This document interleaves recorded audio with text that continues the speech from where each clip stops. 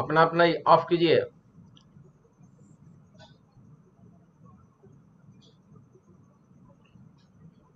Good morning, students. In previous classes, we have studied about the scope of chemistry and their branches. Today we will study about the measurement. Nah, actually, it is a part of physics, although it is included in chemistry. So we will study about few points related to measurement. Nah, in measurement, you will see the metric system, and this system were being used in different part of the world. The metric system, which organized in France in late 18th century, was more convenient as it was based on the decimal system. The need of a common standard system was being felt by the scientific community. Such a system was established in 1960, so it is in details. Next one is the international system of a unit, that is SI unit. The international system of unit, in French it is known as Le Système International. The units, abbreviated as SI unit, was established by the 11th General Conference on Weight and Measurement, known as CGPM, from Conference General de Poids et Mesures. In the SI system, it has 7 base unit. As you know, in class 9th there are 7 basic units, that is length, mass, time, temperature, amount of substances, electric current, luminous intensity, and their unit and symbols is like that. Length is measured in meter, its symbol is m. Mass is measured in kilogram, its unit is symbol is kg. Time is measured in second, its symbol is s. Temperature in Kelvin, and its symbol is K. Amount of substance is measured in mole, written as mole. Electric current, written in a small alphabet ampere and represented by capital A. Luminous intensity by candela, represented by CD. The 7 basic unit of measurement, namely mass, length, time, temperature, electric current, luminous intensity, and amount of substances, are taken as a fundamental basic unit, और इसे हम लोग fundamental basic unit कहते हैं. But all the other unit can be derived from derived unit like area, volume, force, work, density, velocity, energy,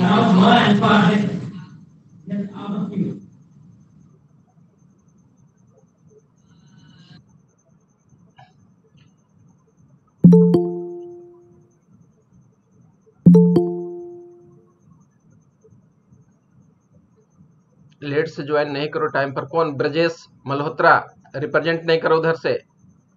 Brajesh Malhotra,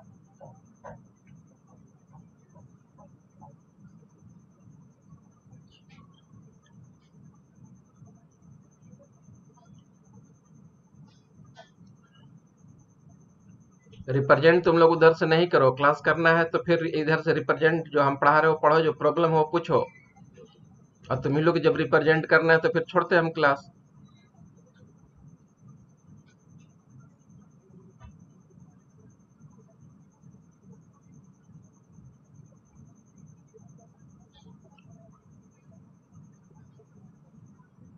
तो मैं बता रहा था आप लोगों को, all the other units can be derived from them are called derived unit like area, volume, force, work, density, velocity, energy, etc.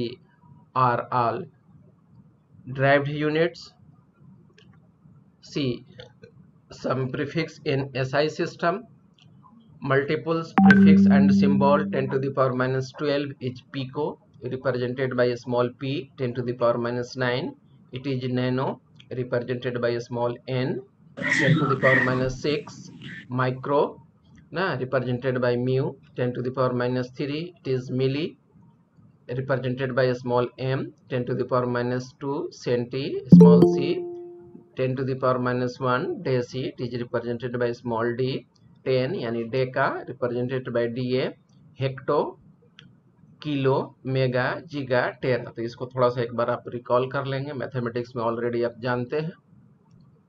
आइए अब हम लोग मास एंड वेट देखने जा रहे हैं, और मास और वेट के बारे में आप 9th में भी ऑलरेडी आप पढ़ चुके हैं ना। मास क्या है? Mass of a substance is the amount of matter present in it. किसी भी सब्सटेंस में जो अमाउंट उसका प्रेजेंट होता है वही उसका मास होता है ना। The mass of a substance is constant, और यह कांस्टेंट होता है।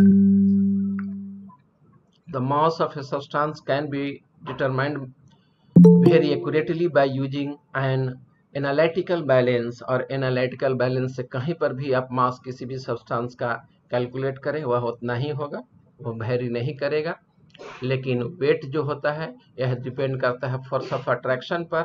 Wait is force exerted by the gravity on the of gravity on an object ना। और फोर्सेज जो होता है डिफरेंट प्लेनेट पर डिफरेंट हो जाएगा आपका, इसीलिए वेट जो होता है ये वेरिएबल होता है। वेट में vary from one place to another due to the change in gravity, और ये एक प्लेस से दूसरे प्लेस पर भी वेरी कर जाएगा आपका। अब हम लोग देखने जा रहे हैं वॉल्यूम।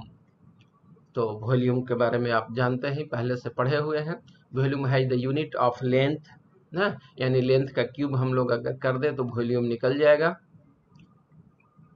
सो वॉल्यूम है unit of metre cube, centimetre cube और DM cube. Common unit litre is not an SI unit of volume. याद रखेंगे वॉल्यूम का लीटर जो होता है ये एसआई यूनिट नहीं है, इसको हम लोग किसी भी फॉर्म में एक्सप्रेस कर सकते हैं। मीटर क्यूब में लिख सकते हैं, सेंटीमीटर क्यूब में लिख सकते हैं, डीएम क्यूब में लिख सकते हैं। It is used for measure of volume of liquid. 1 litre बराबर 1000 ml, 1000 centimetre cube, 1 DM cube. तो ये कन्वर्शन फैक्टर था आपका। आइए देखते हैं हम लोग density. Density of a substance is it's amount of mass per unit volume.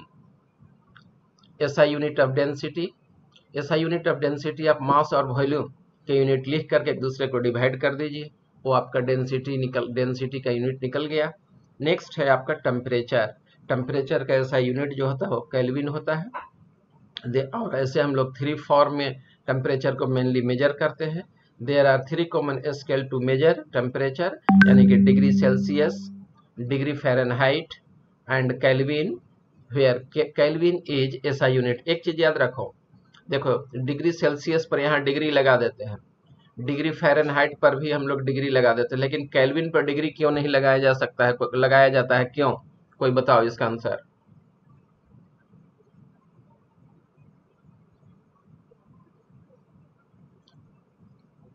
बोलो।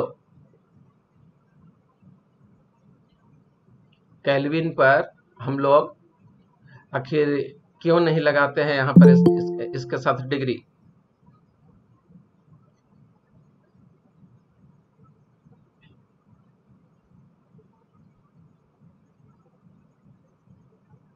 तुम लोग कुछ बोल नहीं रहे हो।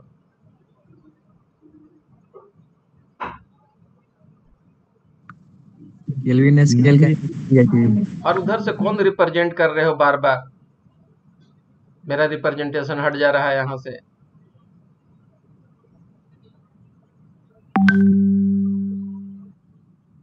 थोड़े कुछ पता चलेगा। चलो बताओ किसको मन है उधर से रिप्रेजेंट करने का, बोलो। रिप्रेजेंट करने का उधर से किसी को मन है तो बोलो। और क्या कर रहे हो तुम लोग, देखो ये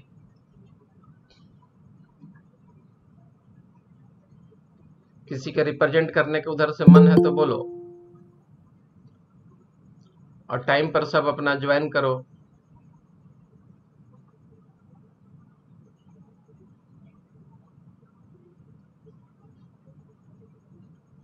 तो अभी हम लोग डेंसिटी के बारे में देखें, इसके बाद टेम्परेचर के बारे में देखें। और टेम्परेचर में मैं क्वेश्चन ये पूछ रहा था कि केल्विन पर डिग्री क्यों नहीं दिया जाता है।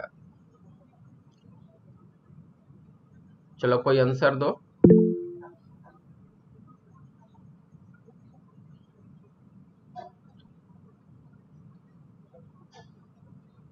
देखो kelvin actually Elizabeth, queen Elizabeth के समय का साइंटिस्ट था, और क्वीन एलिजाबेथ इसके वर्क से बहुत खुश हुई थी, जिसके रिस्पेक्ट में एलिजाबेथ की तरफ से डिक्लेयर कर दिया गया कि जिस तरह से सेल्सियस डिग्री सेल्सियस लिखते हैं, डिग्री फ़ारेनहाइट लिखते हैं, उसी तरह से हम लोग केल्विन डिग्री केल्विन नहीं लिखेंगे, इनके रिस्पेक्ट में डिग्री हटा दिया गया।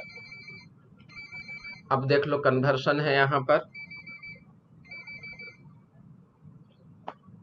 तो कन्वर्सन में यहाँ पर हम लोग देखेंगे अगर सेल्सियस में है और को केल्विन में बदलना है तो 273.15 से डिवाइड कर ये प्लस कर देंगे।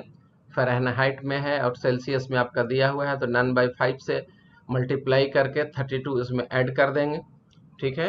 टेम्परेचर बिलो 0 डिग्री सी यानी negative value are possible in Celsius scale only, but in Kelvin scale negative temperature is not possible. अब आ जाइए, सबसे इम्पोर्टेंट टॉपिक आपका स्टार्ट होने जा रहा है साइंटिफिक नोटेशन, और इसके बाद सिग्निफिकेंट फिगर स्टार्ट करूंगा मैं। तो इसमें आप देख लीजिए साइंटिफिक नोटेशन है क्या। Any number can be represented in the form of n × 10⁻n। किसी भी नंबर को इस फॉर्म में आप एक्सप्रेस कर दीजिए, तो इसी फॉर्म को हम लोग साइंटिफिक नोटेशन कहते हैं। Where small is an exponent having positive और negative value and capital N can vary between 1 to 10। We can write इतना एज इतना इन द साइंटिफिक नोटेशन। जैसे ये डाटा है और इसको साइंटिफिक नोटेशन में लिखना है, तो साइंटिफिक नोटेशन में हमेशा याद रखना, हम लोग एक डिजिट के बाद डेसिमल दे देते हैं, तो इसमें एक डेसिमल के बाद डेसिमल दे दिए, और चूंकि डेसिमल पॉइंट यहाँ शिफ्ट किए तो 10⁻⁻² कर दिए, तो यही हो गया तुम्हारा साइंटिफिक नोटेशन। सिमिलरली इतना को लिखना है हमको, ठीक है, तो इसको साइंटिफिक नोटेशन में कन्वर्ट कर दो। तो एक नन 0 डिजिट के बाद तुमको डेसिमल पॉइंट बैठाना है, तो इस पॉइंट को उठा करके यहाँ रख दिए, यानी कि 1 2 3 4 डिजिट राइट साइड शिफ्ट कर दिए, तो यही हो गया 10⁻⁻4 ना 1.6 × 10⁻⁻4। ये हो गया तुम्हारा साइंटिफिक नोटेशन। अब देखो कोई चीज का मेजरमेंट करते हो तो यह 3 चीज पर डिपेंड करता है। जिसका मेजरमेंट करने जा रहे हो उसको मेजरमेंट करने के लिए ऑब्जर्वर जो मेजर कर रहा है उसके पास स्किल है कि नहीं, पेशेंस है कि नहीं। दूसरा, लिमिटेशन ऑफ द इंस्ट्रूमेंट, ऐसा तो नहीं कि इंस्ट्रूमेंट ही ऐसा सुटेबल इंस्ट्रूमेंट नहीं है जिसके चलते हम मेजर नहीं कर पा रहे हैं। जैसे एक गिलास तुमको पानी एक गिलास दे दिया गया और कह दिया गया कि इसमें से 500 ml पानी हमको भर करके दो, तो क्या एक गिलास जो हम पानी पीते हैं उसमें से 500 ml वाटर मेजर करना पॉसिबल है? बोलो नहीं। तो वो अंदाज पर होता है, अंदाज पर दे सकते हो। तो इसमें 2 वर्ड तुम्हारा आएगा, एक प्रिसीजन आएगा। जैसे देखो यहाँ पर एक सिलेंडर है और इसमें पानी दे दिए, तो पानी जो है से तुम्हारा यहाँ तक या कोई भी केमिकल इसमें है यहाँ तक तुम्हारा दिया हुआ है, तो एग्जैक्ट तुम मेजर इसको नहीं कर सकते हो। मिलता जुलता अगर आंसर तुम दे रहे हो, मेजरमेंट कर रहे हो, तो that very measurement is known as precision, refers to the closeness of various measurement for the same quantity. एक ही क्वांटिटी के लिए जो क्लोजनेस है, क्लोज आंसर है आपका एग्जैक्टनेस की तरफ, एक्यूरेसी की तरफ, उसी को हम लोग प्रिसीजन कहते हैं। दूसरा पार्ट हो गया आपका accuracy. Accuracy is the agreement of the particular value to the true value of the result. Exact value जो आ गया उसी से अगर उसी के एग्रीमेंट में है तो उसको हम लोग एक्यूरेसी कहते हैं। जैसे इसमें देख लो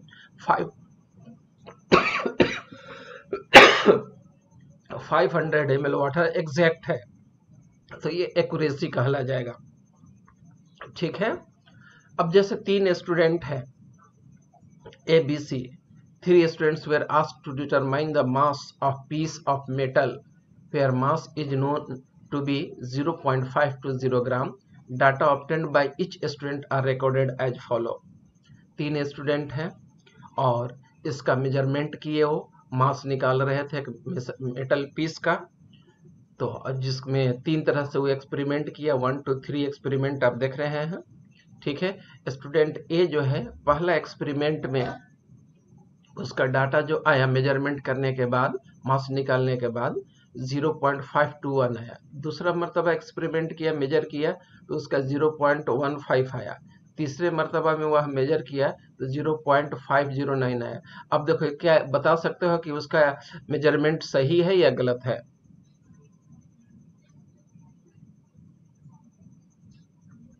बोलो, क्या बता सकते हो कि उसका मेजरमेंट सही है या गलत है?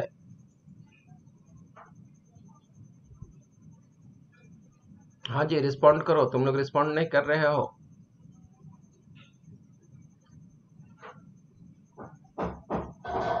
मेरा क्वेश्चन था कि 3 स्टूडेंट थे। पहले तो देखने दो, मेरा माइक तो ऑफ नहीं ना हुआ है। नहीं, माइक ऑफ नहीं है, ऑन है।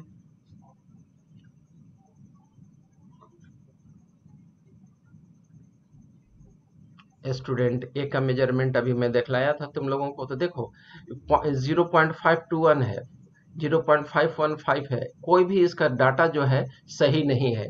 तो ना तो इसका प्रिसीजन और ना ही इसका आपका एक्यूरेसी, दोनों में से कोई इसका सही नहीं है। प्रिसीजन भी है, डाटा इतना डिफरेंसेज नहीं आएगा।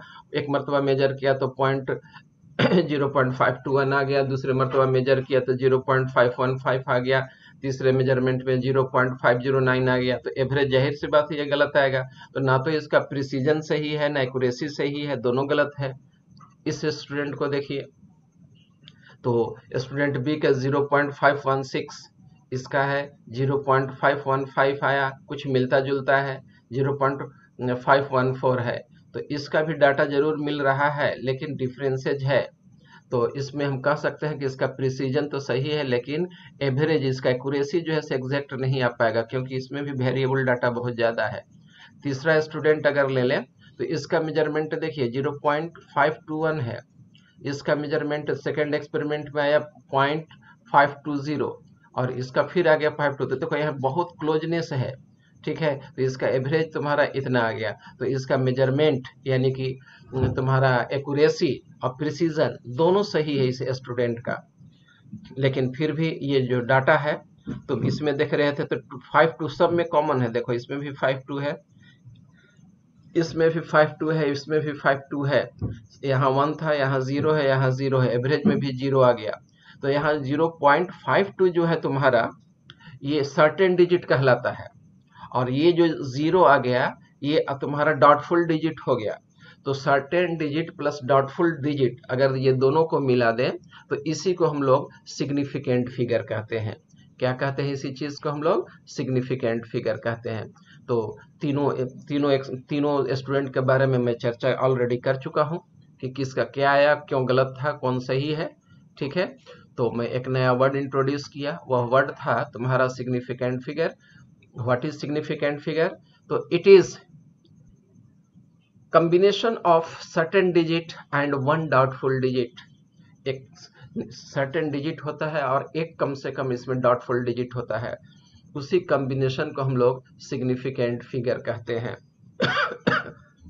Rules for determining the number of significant figure, इसका रूल आप देख लीजिए। All non zero digits are significant. जितने भी नॉन जीरो डिजिट होते हैं वह सभी के सभी सिग्निफिकेंट होते हैं। जैसे 6.9, तो ये दो सिग्निफिकेंट फिगर हो गए, दोनों नॉन जीरो डिजिट है। तो इसका सिग्निफिकेंट फिगर कितना हो जाएगा? 2 हो जाएगा, ठीक है। और देख लीजिए आप 2.16 ना, इसमें कोई जीरो नहीं है, नॉन जीरो डिजिट है, तो इसका सिग्निफिकेंट फिगर तुम्हारा 3 हो गया। उसी तरह से देख लीजिए, decimal place does not determine the number of significant figure. इसमें ये जो डेसिमल पॉइंट था या सिग्निफिकेंट फिगर में काउंट नहीं होता है ना। तो यहाँ पर 3 डिजिट था, तो तीनों नॉन जीरो डिजिट था, इसलिए सिग्निफिकेंट फिगर इसका 3 हो गया। डेसिमल पॉइंट का कोई काउंट नहीं होता है। Zero a zero becomes significant in case it comes in between two non zero digit। कोई दो नॉन जीरो डिजिट अगर आ रहा हो और उसके बीच में जीरो हो, ठीक है, तो वह सिग्निफिकेंट हो जाता है। जैसे देख लो 2.003, तो ये दोनों जीरो जो है दो नॉन जीरो डिजिट के बीच में है, तो यह सिग्निफिकेंट हो जाएगा। तो टोटल इसमें सिग्निफिकेंट फिगर 4 हो गया, 1 2 3 4, ये 4 हो गया। अब देख लो तुम इसमें 4.02, ये जीरो फिर बीच में आ गया, तो इसमें टोटल सिग्निफिकेंट फिगर जो हो जाएगा 3 हो जाएगा, 1 2 3, 3 हो जाएगा तुम्हारा।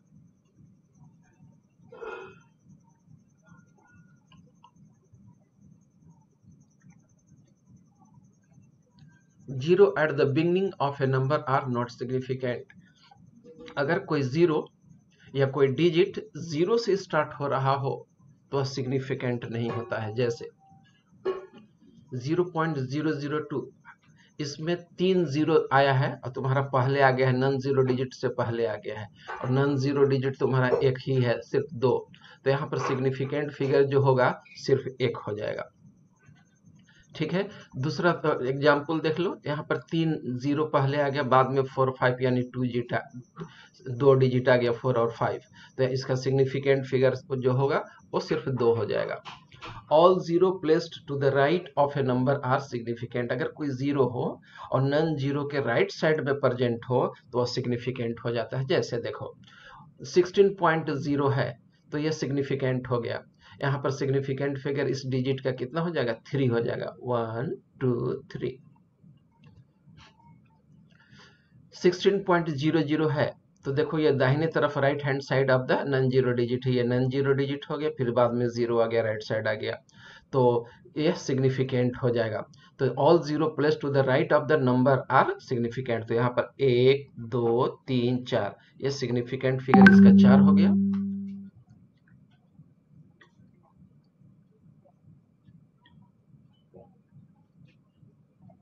अब यहाँ पर देखो, अगर कोई साइंटिफिक नोटेशन में हो या ये क्या कहा जाता है तुम्हारा एक्सपोनेंशियल फॉर्म में हो, तो जो पावर होता है 10 का वह काउंट नहीं किया जाता है।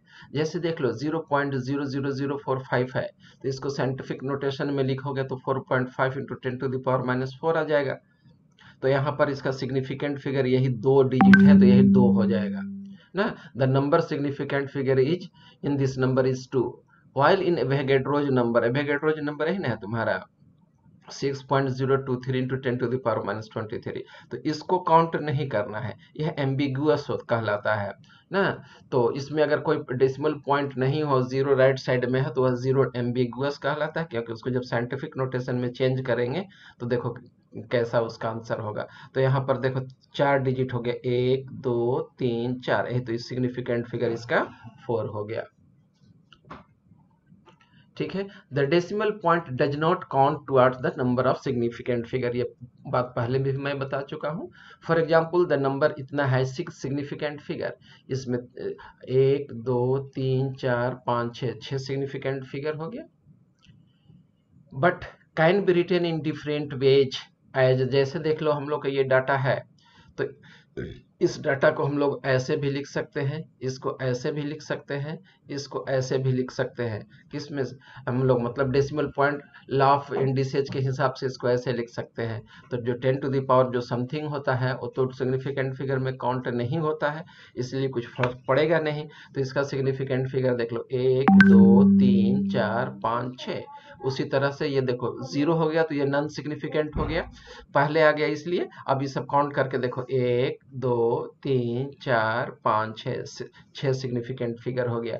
उसी तरह से 3.45601 हो गया, इसमें सभी के सभी सिग्निफिकेंट हो गए और 6 के 6 सिग्निफिकेंट फिगर हो जाएगा।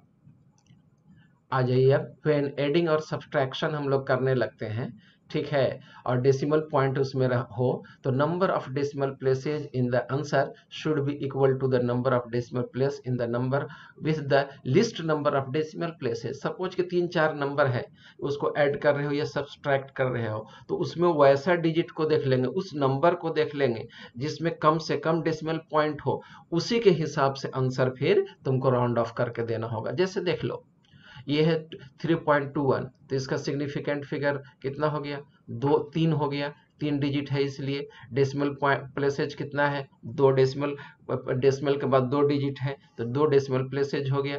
उसी तरह से नेक्स्ट डिजिट ले लिए हम 1.5, सिग्निफिकेंट फिगर 2 है लेकिन 1 डेसिमल प्लेस है। अब इसको हम ऐड कर दिए तो देखो इतना आ गया। ठीक है, तो इसमें आंसर जो दिलाएगा एक डेसिमल प्लेस के पर ही दिलाएगा, तो इसको मतलब सम अप करोगे तो देखो इतना आएगा। जब इतना आ जाएगा, इसको 5 सिग्निफिकेंट फिगर में आ रहा है, तो इसमें हम लोग देखेंगे कि डेसिमल प्लेसेज कितना है, 3 आ रहा है, तो इसको चेंज करने के लिए हम लोग करेंगे क्या, इसके हिसाब से आंसर देना होगा, यानी कि 21.5 4 के आसपास आपका ये जाएगा, ठीक है। उसी तरह से since the term 1/5 involve in addition has only 1 decimal place, the overall answer of 26.11 should be reported as इतना। तो ये तीनों डिजिट को अगर आप जोड़ दीजिए तो इसमें देखो 2 डेसिमल प्लेस था, इसमें 1 डेसिमल प्लेस, इसमें 3 डेसिमल प्लेस, और जोड़ोगे तो 26.112 आ जाएगा, ठीक है। लेकिन सबसे कम तुम्हारा 1.5 है,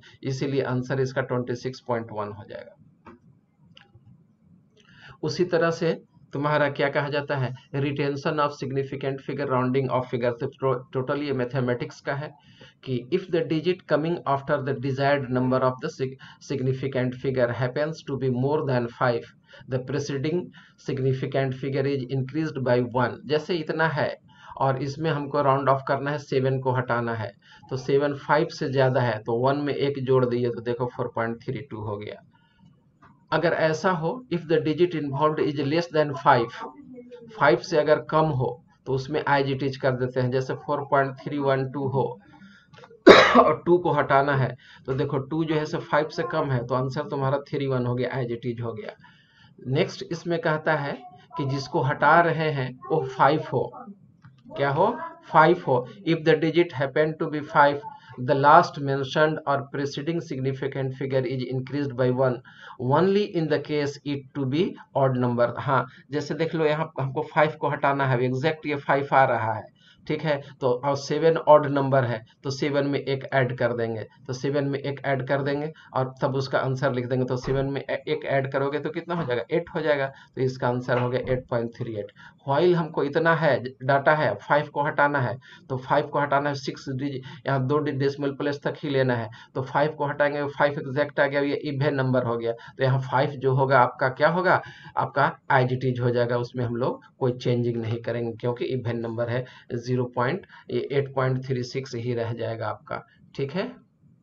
अब आ जाइए, अगर हम लोग कोई मल्टीप्लाई करते हैं in multiplication and division, the number of significant figure in the answer should be the same as that in the number with the least number of significant figure. 4-5 digit है और उसमें हम लोग देख लेंगे कि किस मल्टीप्लाई या डिवीजन का केस हो, तो उसमें हम लोग देखेंगे कौन सा ऐसा डिजिट है जिसमें कम से कम सिग्निफिकेंट फिगर हो, उसी के हिसाब से आपको आंसर देना होगा। जैसे आपके पास डाटा है 3.376, ठीक है, इसमें 4 सिग्निफिकेंट फिगर है, 1 2 3 4, इसमें देख लो 1 2 3 सिग्निफिकेंट फिगर है, ठीक है। इसको मल्टीप्लाई कर दो, मल्टीप्लाई कर दोगे तो 4.22 आ गया। तो अब इसमें हम लोग देखेंगे कि यहाँ देखो इसमें 3 सिग्निफिकेंट फिगर है, ठीक है, तो 3 सिग्निफिकेंट फिगर तक ही आंसर होगा, इसीलिए 4.22 इसका आंसर हो गया आपका, ठीक है। अब डायमेंशनल एनालिसिस है, इसको अब हम लोग कल देखेंगे, ठीक है। और टाइम पर ज्वाइन कीजिए, आप लोग लेट ज्वाइन करते हैं। चलिए, और माइंड में कोई क्वेश्चन है तो पूछिए।